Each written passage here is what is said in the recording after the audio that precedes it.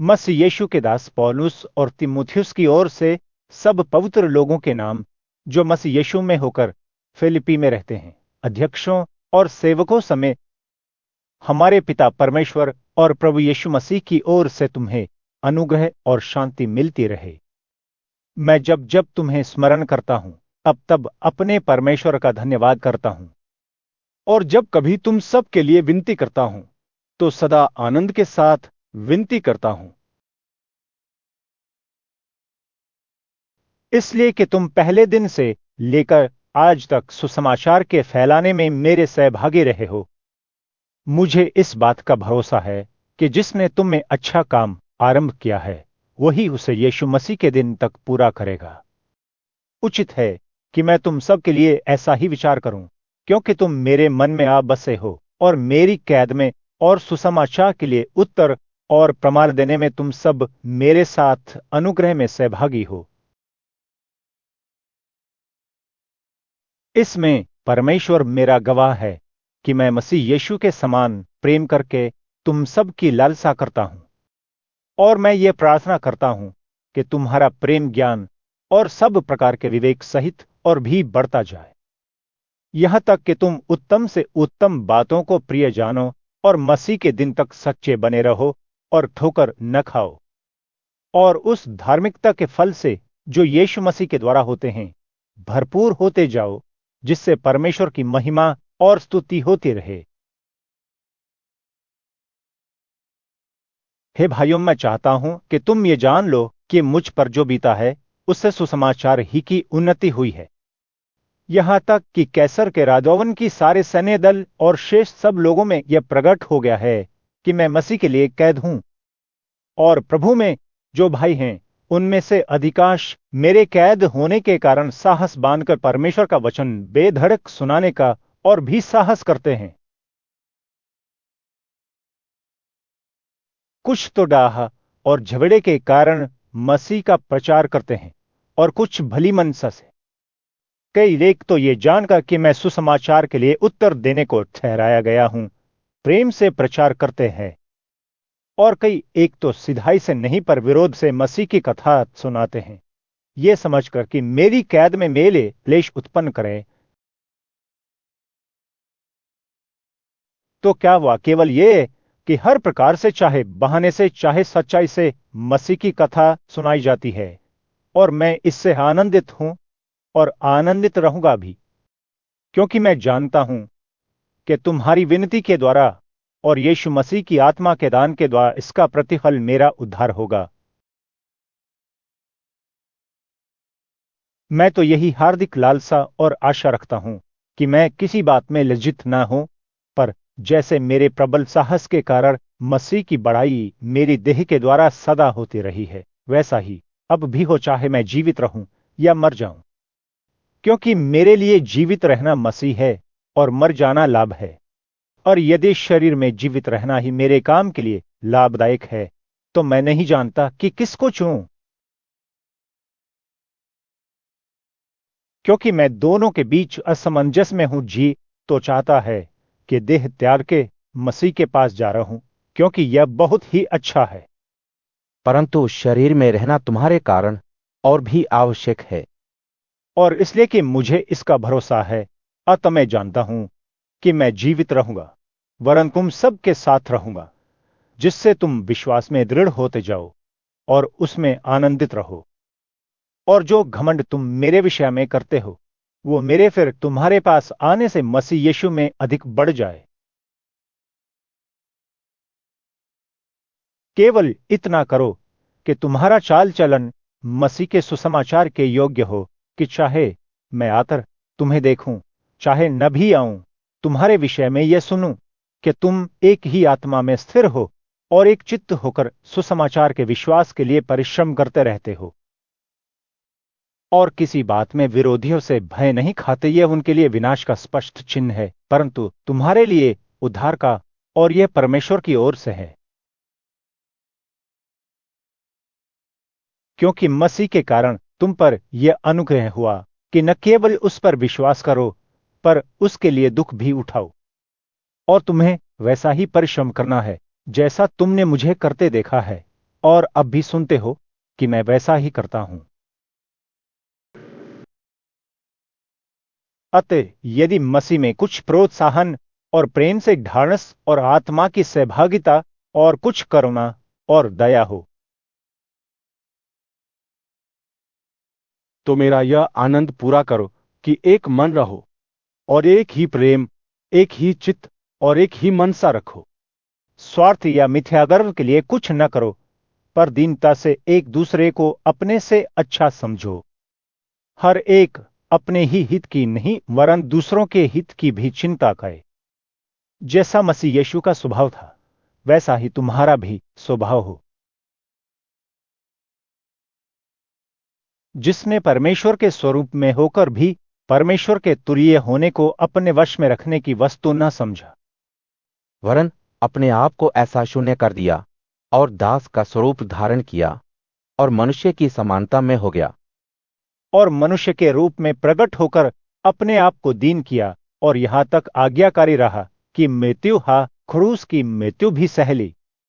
इस कारण परमेश्वर ने उसको अति महान भी किया और उसको वो नाम दिया जो सब नामों में श्रेष्ठ है,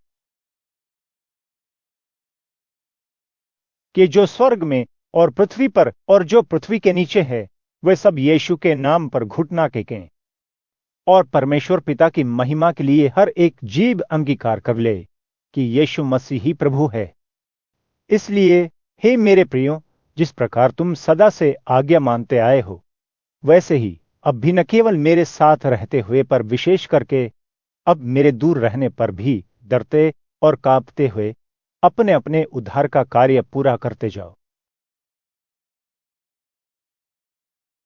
क्योंकि परमेश्वर ही है जिसने अपनी स्वेच्छा निमित्त तुम्हारे मन में इच्छा और काम दोनों बातों के करने का प्रभाव डाला है। सब काम बिना कुड़कुड़ाए और बिना विवाद के किया करो, ताकि तुम निर्दोष और निष्कपट होकर टेढ़े और विकृत लोगों के बीच परमेश्वर के निष्कलंक संतान बने रहो, जिनके बीच में तुम जीवन का वचन लिए हुए जगत में जलते दीपकों के समान दिखाई देते हो।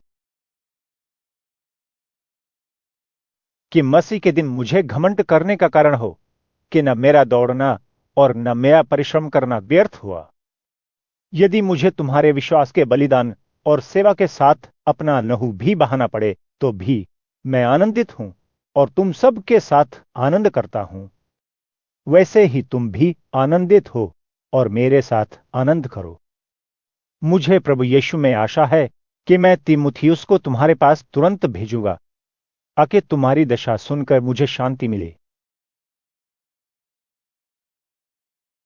क्योंकि मेरे पास ऐसे स्वभाव का और कोई नहीं जो शुद्ध मन से तुम्हारी चिंता करे, क्योंकि सब अपने स्वार्थ की खोज में रहते हैं, न कि यीशु मसीह की। पर उसको तो तुमने पखा और जान भी लिया है कि जैसा पुत्र पिता के साथ करता है, वैसा ही उसने सुसमाचार के फैलाने में मेरे साथ परिश्रम किया। इसलिए मुझे आशा है कि जो ही मुझे जान पड़ेगा कि मेरी क्या दशा होगी, क्यों ही मैं उसे तुरंत भेज दूंगा। और मुझे प्रभु में भरोसा है कि मैं आप भी शीघ्र आऊंगा। पर मैंने इपफ्रोदीतुस को, जो मेरा भाई और सहकर्मी और संगी योद्धा और तुम्हारा दूत और आवश्यक बातों में मेरी सेवा टहल करने वाला है, तुम्हारे पास भेजना अवश्य समझा, क्योंकि उसका मन तुम सब में लगा हुआ था। इस कारण वह व्याकुल रहता था, क्योंकि तुमने उसकी बीमारी का हाल सुना था। और निश्चय वो बीमार तो हो गया था, यहां तक कि मरने पर था, परंतु परमेश्वर ने उस पर दया की, और केवल उस पर ही नहीं पर मुझ पर भी, कि मुझे शोक पर शोक न हो। इसलिए मैंने उसे भेजने का और भी यत्न किया कि तुम उससे फिर भेंट करके आनंदित हो जाओ और मेरा भी शोक घट जाए।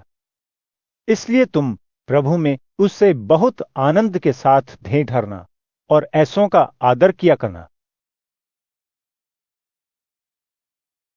क्योंकि वह मसीह के काम के लिए अपने प्राणों पर जोखिम उठाकर मरने के निकट हो गया था, ताकि जो घटी तुम्हारी ओर से मेरी सेवा में हुई उसे पूरा करे। इसलिए हे मेरे भाइयों, प्रभु में आनंदित रहो। वही बातें तुमको बार बार लिखने में मुझे तो कोई कष्ट नहीं होता, और इसमें तुम्हारी कुशलता है। कुत्तों से चौकस रहो, उन बुरे काम करने वालों से चौकस रहो, उन काट कूट करने वालों से चौकस रहो, क्योंकि यह खास खतना वाले तो हम ही हैं, जो परमेश्वर के आत्मा की अगुवाई से उपासना करते हैं और मसीह यीशु पर घमंड करते हैं और शरीर पर भरोसा नहीं रखते। पर मैं तो शरीर पर भी भरोसा रख सकता हूं। यदि किसी और को शरीर पर भरोसा रखने का विचार हो तो मैं उससे भी बढ़कर रख सकता हूं। 8वें दिन मेरा खतना हुआ। इस्राएल के वंश और बिन्यामीन के गोत्र का हूं, इब्रानियों का इब्रानी हूं। व्यवस्था के विषय में यदि कहो तो फरीसी हूं, उत्साह के विषय में यदि कहो तो कलीसिया का सताने वाला, और व्यवस्था की धार्मिकता के विषय में यदि कहो तो निर्दोष था। परंतु जो जो बातें मेरे लाभ की थीं, उन्हीं को मैंने मसीह के कारण हानि समझ लिया है। वरन मैं अपने प्रभु मसीह यीशु की पहचान की उत्तमता के कारण सब बातों को हानि समझता हूं, जिसके कारण मैंने सब वस्तुओं की हानि उठाई और उन्हें कूड़ा समझता हूं, ताकि मैं मसीह को प्राप्त करूं और उसमें पाया जाऊं, न कि अपनी उस धार्मिकता के साथ जो व्यवस्था से है, वरन उस धार्मिकता के साथ जो मसीह पर विश्वास करने के कारण है और परमेश्वर की ओर से विश्वास करने पर मिलती है, ताकि मैं उसको और उसके पुनरुत्थान की सामर्थ्य को और उसके साथ दुखों में सहभागी होने के मर्म को जानूं और उसकी मृत्यु की समानता को प्राप्त करूं, ताकि मैं किसी भी रीति से मरे हुओं में से जी उठने के पद तक पहुंचूं। ये मतलब नहीं कि मैं पा चुका हूं या सिद्ध हो चुका हूं, पर उस पदार्थ को पकड़ने के लिए दौड़ा चला जाता हूं जिसके लिए मसीह यीशु ने मुझे पकड़ा था। हे भाइयों, मेरी भावना यह नहीं कि मैं पकड़ चुका हूं, परंतु केवल ये एक काम करता हूं कि जो बातें पीछे रह गई हैं उनको भूलकर आगे की बातों की ओर बढ़ता हुआ निशाने की ओर दौड़ा चला जाता हूं, ताकि वह इनाम पाऊं जिसके लिए परमेश्वर ने मुझे मसीह यीशु में ऊपर बुलाया है। अतः हम में से जितने सिद्ध हैं यही विचार रखें, और यदि किसी बात में तुम्हारा और ही विचार हो तो परमेश्वर उसे भी तुम पर प्रकट कर देगा। इसलिए जहां तक हम पहुंचे हैं उसी के अनुसार चलें। कि भाइयों, तुम सब मिलकर मेरी सी चाल चलो और उन्हें पहचानो तो इस रीति पर चलते हैं जिसका उदाहरण तुम हम में पाते हो। क्योंकि अनेक लोग ऐसी चाल चलते हैं जिनकी चर्चा मैंने तुमसे बार बार की है, और अब भी रो रो कर कहता हूं कि वे अपनी चाल चलन से मसीह के क्रूस के बैरी हैं। उनका अंत विनाश है, उनका ईश्वरपिक है। वे अपनी लज्जा की बातों पर घमंड करते हैं और पृथ्वी की वस्तुओं पर मन लगाए रहते हैं। पर हमारा स्वदेश स्वर्ग में है, और हम एक उद्धारकर्ता प्रभु यीशु मसीह के वहां से आने की प्रतीक्षा करते हैं। वह अपनी शक्ति के उस प्रभाव के अनुसार जिसके द्वारा वह सब वस्तुओं को अपने वश में कर सकता है, हमारी दीनहीन देह का रूप बदलकर अपनी महिमा की देह के अनुकूल बना देगा। इसलिए हे मेरे प्रिय भाइयों, जिनमें मेरा जी लगा रहता है, जो मेरे आनंद और मुकुट हो, हे प्रिय भाइयों, प्रभु में इसी प्रकार स्थिर रहो। मैं यूओदिया से निवेदन करता हूं और सुनतुके से भी कि वे प्रभु में एक मन रहें। हे सच्चे सहकर्मी, मैं तुझसे भी विनती करता हूं कि तू उन स्त्रियों की सहायता कर, क्योंकि उन्होंने मेरे साथ सुसमाचार फैलाने में क्लेमेस और मेरे अन्य सहकर्मियों समेत परिश्रम किया, जिनके नाम जीवन की पुस्तक में लिखे हुए हैं। प्रभु में सदा आनंदित रहो। मैं फिर कहता हूं, आनंदित रहो।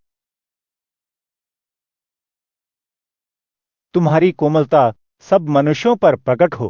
प्रभु निकट है।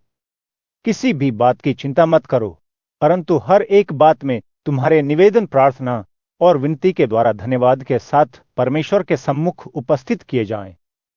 तब परमेश्वर की शांति, जो सारी समझ से बिल्कुल परे है, तुम्हारे हृदय और तुम्हारे विचारों को मसीह यीशु में सुरक्षित रखेगी। इसलिए हे भाइयों, जो बातें सत्य हैं और जो बातें आदरणीय हैं और जो बातें उचित हैं और जो बातें पवित्र हैं और जो बातें सुहावनी हैं और जो बातें मनभावनी हैं, अर्थात जो भी सद्गुण और प्रशंसा की बातें हैं, उन्हीं पर ध्यान लगाया करो। जो बातें तुमने मुझसे सीखी और ग्रहण की और सुनी और मुझ में देखी, उन्हीं का पालन किया करो। तब परमेश्वर, जो शांति का सोता है, तुम्हारे साथ रहेगा। मैं प्रभु में बहुत आनंदित हूं कि अब इतने दिनों के बाद तुम्हारा विचार मेरे विषय में फिर जागृत हुआ है। निश्चय तुम्हें आरंभ में भी इसका विचार था, पर तुम्हें अवसर न मिला। यह नहीं कि मैं अपनी गति के कारण यह कहता हूं, क्योंकि मैंने यह सीखा है कि जिस दशा में हूं उसी में संतोष करूं। मैं दीन होना भी जानता हूं और बढ़ना भी जानता हूं। हर एक बात और सब दशाओं में मैंने तृप्त होना, भूखा रहना और बढ़ना घटना सीखा है। जो मुझे सामर्थ्य देता है, उसमें मैं सब कुछ कर सकता हूं। तो भी तुमने भला किया कि मेरे क्लेश में मेरे सहभागी हुई। हे फिलिप्पियों, तुम आप भी जानते हो कि सुसमाचार प्रचार के आरंभ में जब मैंने मकिदुनिया से कूच किया, तब तुम्हें छोड़ और किसी कलीसिया ने लेने देने के विषय में मेरी सहायता नहीं की। इसी प्रकार जब मैं थिस्सलुनीके में था, तब भी तुमने मेरी घटी पूरी करने के लिए एक बार क्या वरन 2 बार कुछ भेजा था। यह नहीं कि मैं दान चाहता हूं, परंतु मैं ऐसा फल चाहता हूं जो तुम्हारे लाभ के लिए बढ़ता जाए। मेरे पास सब कुछ है, वरन बहुतायत से भी है। जो वस्तुएं तुमने इपफ्रोदीतुस के हाथ से भेजी थी, उन्हें पाकर मैं तृप्त हो गया हूं। वे तो सुखदायक सुगंध और ग्रहण करने के योग्य बलिदान है, जो परमेश्वर को भाता है। और मेरा परमेश्वर भी अपने उस धन के अनुसार जो महिमा सहित मसीह यीशु में है, तुम्हारी हर एक घटी को पूरी करेगा। हमारे परमेश्वर और पिता की महिमा युगानुयुग होती रहे। आमीन। कर एक पवित्र जन को जो यीशु मसीह में है नमस्कार कहो। जो भाई मेरे साथ हैं, तुम्हें नमस्कार कहते हैं।